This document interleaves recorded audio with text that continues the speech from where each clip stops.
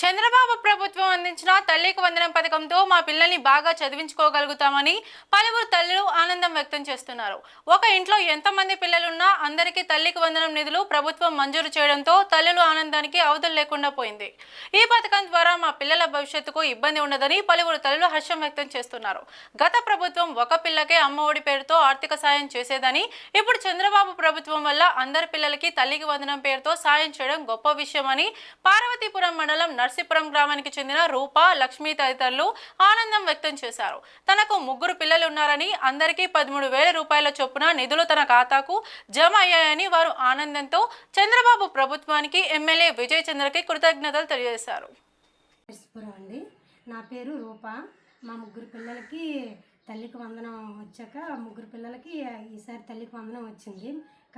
మొదటిసారి ప్రభుత్వంలో ఒక పాపకే వచ్చింది.